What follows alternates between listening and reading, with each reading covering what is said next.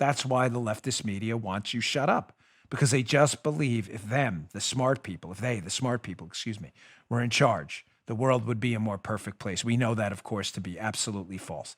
That the only way to bend the arc of history towards prosperity and freedom is to enact policies that preserve freedom, not take it away. There's an article at Discourse, I don't even know the website. Can you put up Discourse. I got it right. This is a great article. It's in the show notes today. Again, please subscribe to my newsletter. Show notes, same thing. Gosh, decide on a term already. Bongino.com/newsletter. Please subscribe. We're adding tens of thousands of people a day. The danger of unassailable ideas. Treating beliefs as truths makes it impossible for the academy to do its job. This is an article about some new book or something they're doing, but the article's fantastic. It is in the newsletter today. And I need you to read it because it talks about Joe knows we're going there. Joe, it's like, don't worry, it's not the Black Swan. Yes, I do. But there are some people who come up on this show often because their insights are so profound, deep, and they're so smart that they need to be discussed often. One of them was the book, The Black Swan, which I love. And another one is a great intellectual titan of our time, a man by the name of Thomas Sowell, who many of you know. He's cited in this piece.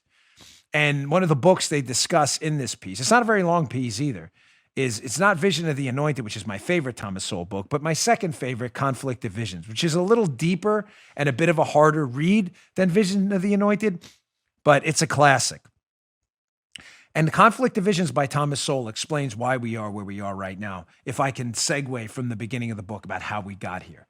How is it that media people you would think would be in a job dedicated to truth are actively fostering an environment of misinformation while recommending totalitarian suppression of opposing ideas and people challenging them? How would we get to that point?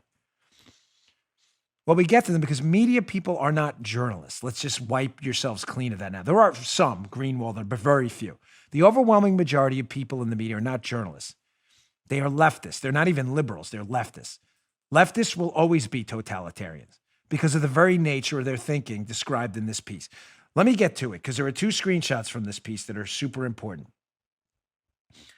Leftists, and I'm talking about the media right now, and you can lump it up, but that's what they are. Leftists believe that institutions can be perfected. In other words, that failures in society are evidence of failures of government. And if we just had stronger, smarter, more compassionate people in government, we can get to a more perfect society. You hear leftists say it all the time.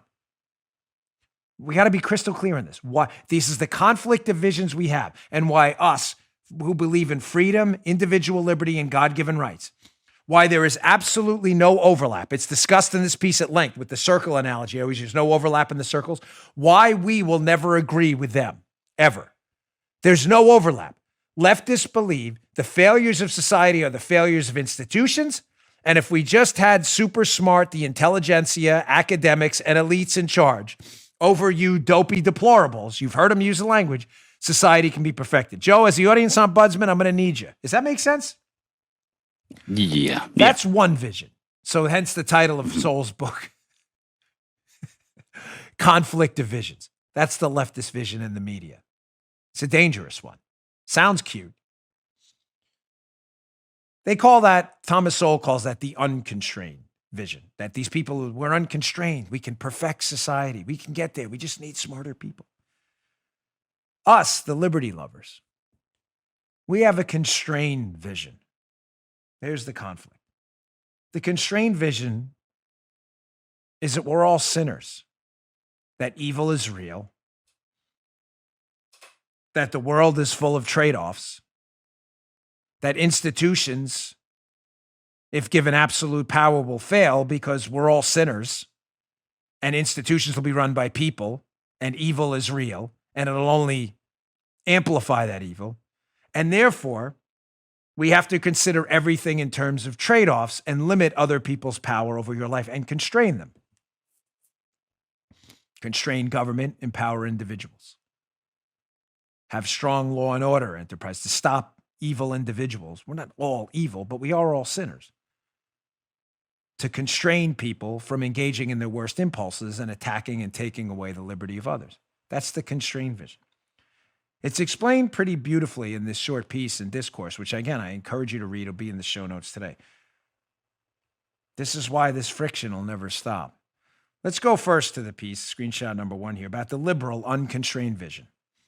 It says, quote, running through the tradition of the unconstrained vision is the conviction that foolish or immoral choices explain the evils of the world, and that wiser or more moral and humane social policies are the solution. There you go.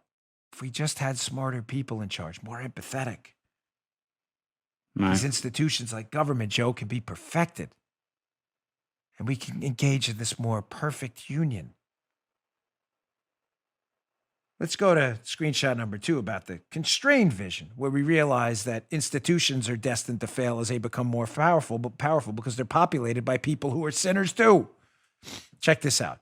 By contrast, the great Thomas Sowell argued, the constrained vision sees the evils of the world as deriving from the limited and unhappy choices available, given the inherent moral and intellectual limitations of human beings.